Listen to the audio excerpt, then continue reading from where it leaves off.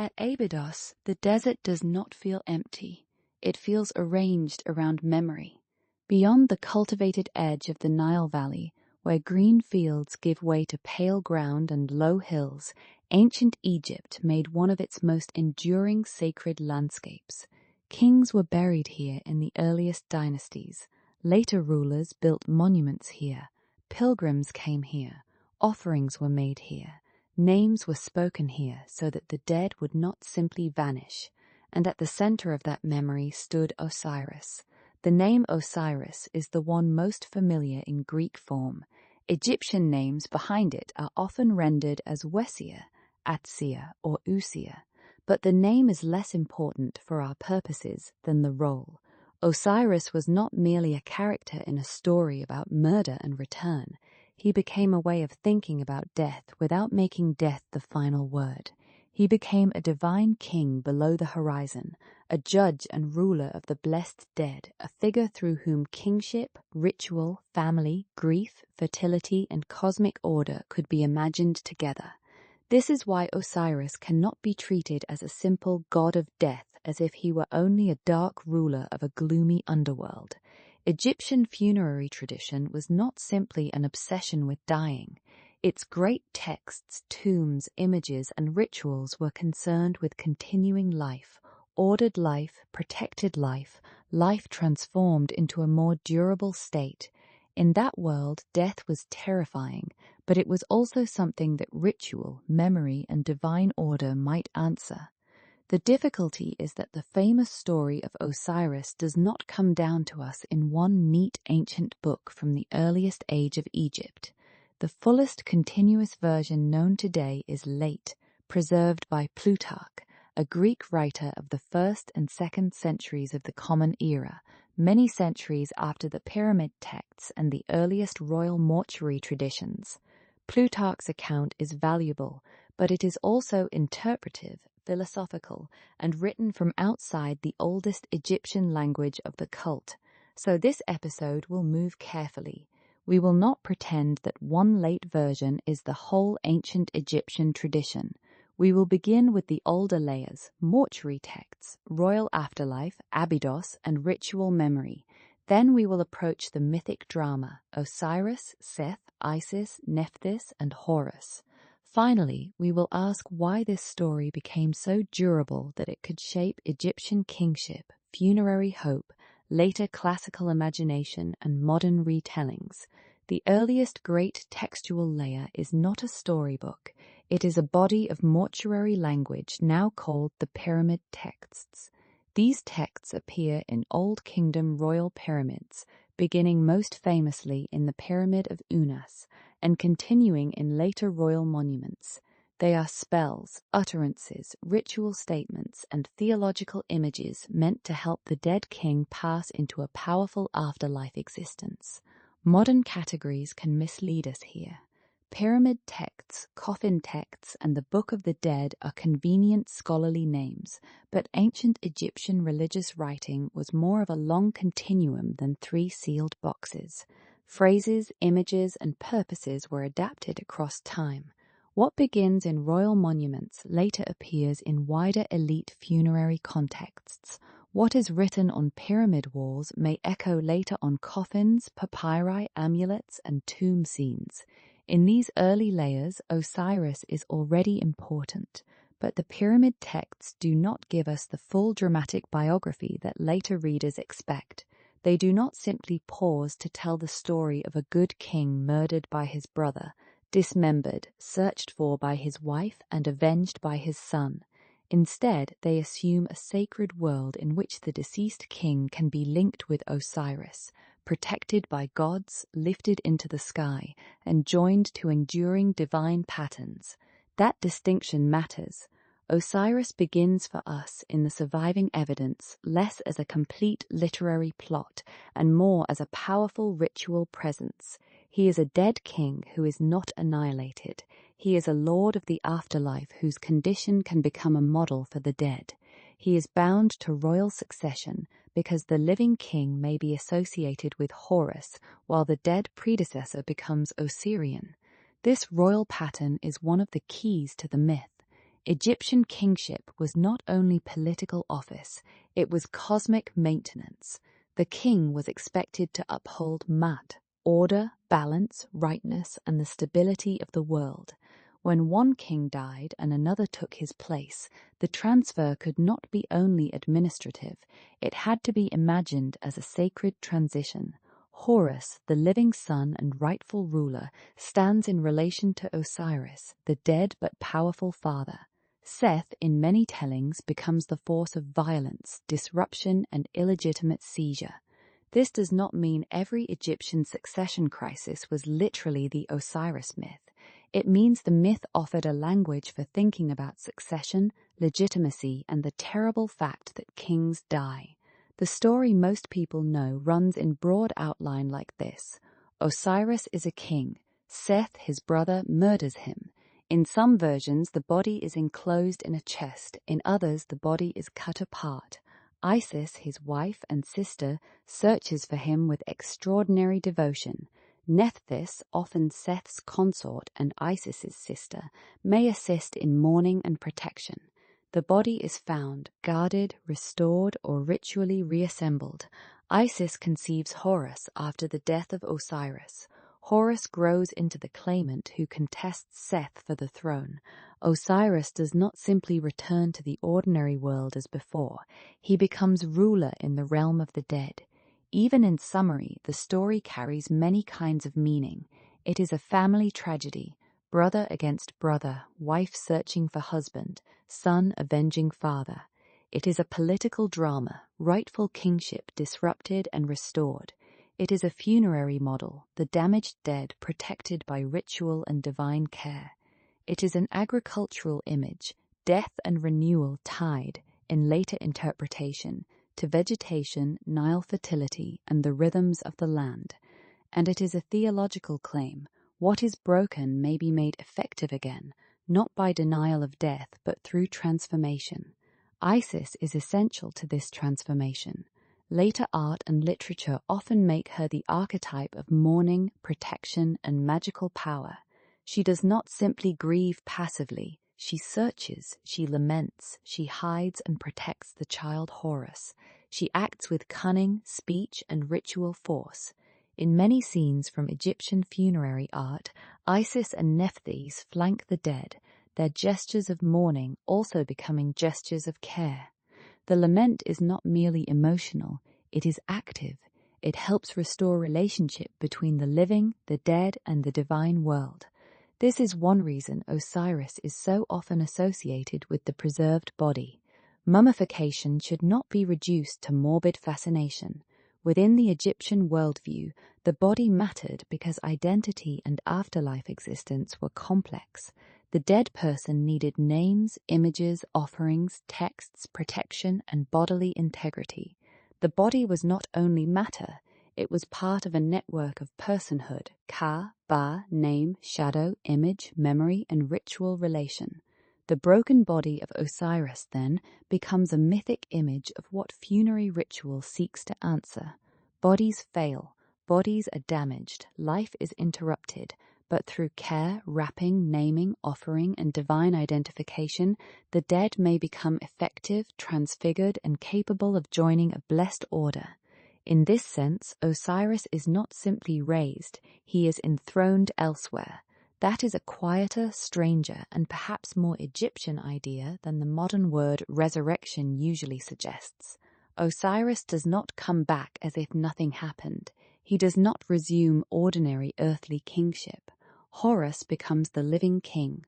Osiris becomes the lord below, the dead king who remains powerful. The world is repaired not by undoing death, but by placing death inside a larger order. Abydos gives that idea a place. The site had deep royal memory from Egypt's early dynasties. Later, it became one of the great cult centers of Osiris. The landscape could hold together graves, temples, processions, offering places, royal monuments, and pilgrim devotion. To visit Abydos was not just to think about a myth, it was to enter a ritual geography where the boundary between historical kingship and divine afterlife was repeatedly staged. Archaeology helps here. but it must be used carefully.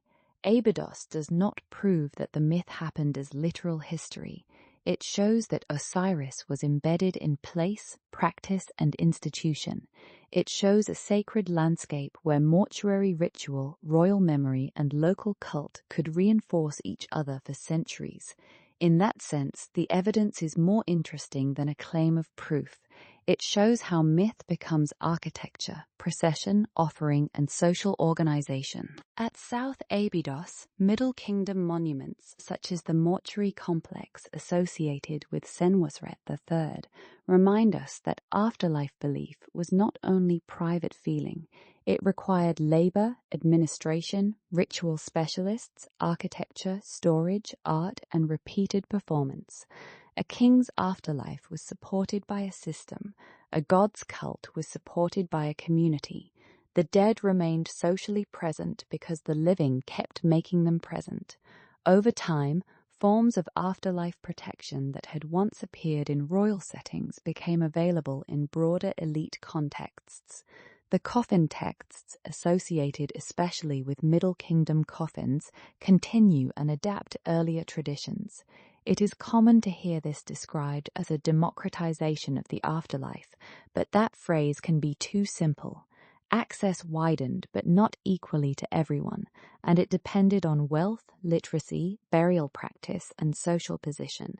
Still, the movement is important.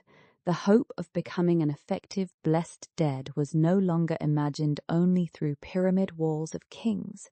Later still, the texts and images popularly called the Book of the Dead made Osiris visually familiar in a way that still shapes modern imagination.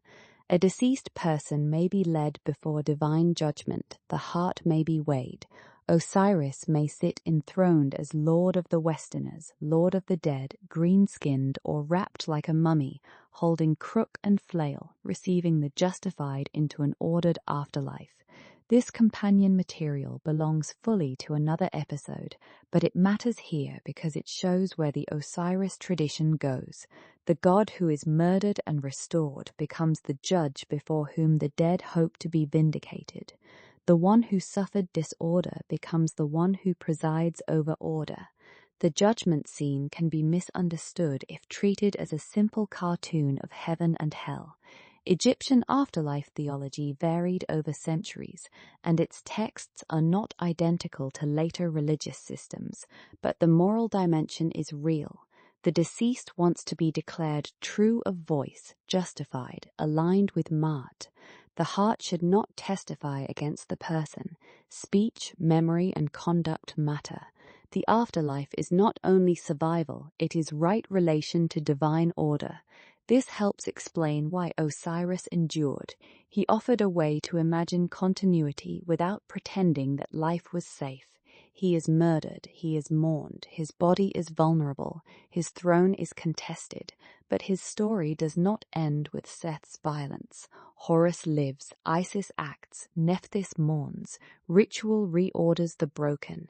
Kingship continues, the dead king becomes powerful. The world is not untouched by chaos, but chaos does not get the final word. There is also a seasonal and agricultural layer that later interpreters have often emphasized. The Nile Valley made renewal visible. Flood, silt, planting, green growth, harvest, dryness, and return. Osiris could be linked with vegetation, fertility, and the life-giving rhythm of the land. Yet we should be careful not to reduce him to a simple vegetation god. His meaning is wider than crops. He belongs to kingship, death, justice, ritual, body, place, and time. The color green in Osirian imagery can suggest renewal and life. The mummy form can suggest death and preservation. The throne can suggest sovereignty. These are not contradictions, they are the point. Osiris holds together meanings that modern categories often separate. When Greek and Roman writers encountered Egyptian religion, they interpreted it through their own languages and philosophical habits. Plutarch's on Isis and Osiris is the most famous example for this myth. His version includes the chest, the search, the recovery, and interpretive details that have deeply influenced later retellings. But Plutarch writes late. He is not giving us a recording from the Old Kingdom. He is an important witness to one developed form of the tradition, filtered through Greek intellectual culture. So when modern documentaries tell the Plutarch version as if it were simply the ancient Egyptian myth, something is lost. The story becomes too tidy. Osiris becomes a character in a fixed plot instead of a god whose meaning accumulated across ritual, image, temple, text, and landscape. The older evidence does not disappear, but it speaks differently. Modern retellings add another problem. Osiris is often pulled into universal mystery theories, secret wisdom claims, or simple comparisons with later religions. Some comparisons can be historically interesting if made carefully. Cultures do influence each other. Symbols travel. Later interpreters borrow, translate, and reinterpret, but careless comparison flattens difference. Osiris is not valuable because he can be forced into a modern theory. He is valuable because ancient Egyptian tradition used him to answer its own questions about mortality, legitimacy, grief, and renewal. There is also the old cliché that Egyptians were obsessed with death. It survives because pyramids, mummies, tomb paintings, and funerary papyri are visually powerful and archaeologically durable, but those objects survive partly because tombs were built to last and because death rituals left material traces. They do not prove a culture that loved death more than life. They show a culture that imagined life as something worth preserving beyond death. The offerings in tombs, the images of food, fields, boats, family, servants, music, and sunlight all point toward continuing vitality. The ideal was not a blank underworld. It was effective existence, renewed identity, and participation in a cosmic order that outlasted individual death. Osiris stands at that threshold. He is dead but not powerless, hidden but not absent, broken but not meaningless. His myth says that a body can be mourned and protected, a name can be remembered, a son can inherit, a throne can be restored, a community can build rituals around loss until loss becomes part of a larger pattern. This does not make the tradition simple or comforting in a modern sentimental way. Egyptian afterlife texts can be demanding, complex, and sometimes frightening. The dead need knowledge, they need protection, they need correct speech, they pass through guarded spaces and divine scrutiny.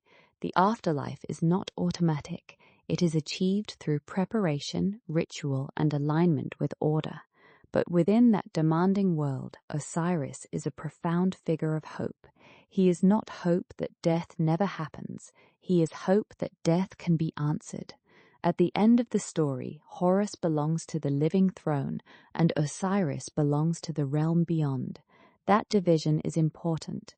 The son does not erase the father. The dead do not simply return to ordinary life. Instead, the living and the dead are placed into relationship. The living king rules because the dead king has been transformed. The community continues because memory has been ritually secured.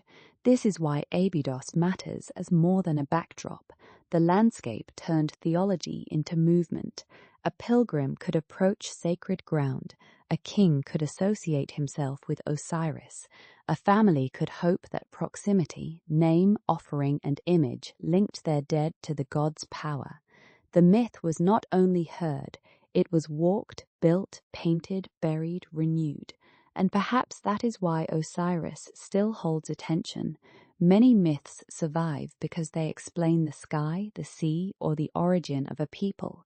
The Osiris tradition survives because it gives form to a universal problem without pretending all cultures answer it the same way. Everyone knows bodies fail. Everyone knows families break. Everyone knows power passes from one generation to another. Everyone knows that memory is fragile. Ancient Egypt answered with a language of divine kingship, ritual preservation, sacred geography, and afterlife judgment. It answered with Isis searching through grief, with Horus contending for order, with Seth representing rupture, and with Osiris enthroned in the west. The legend endures not because it is a simple resurrection tale, and not because it hides a lost universal secret. It endures because it makes death part of order without making death good. It lets grief act, it lets memory become ritual, it lets kingship continue through succession, it lets the dead become present in a transformed way. At Abydos, the desert still holds that idea, not as proof that the myth happened like history, but as evidence that for centuries people built around the hope that what was broken could be gathered, named, protected, judged, and made whole enough to continue.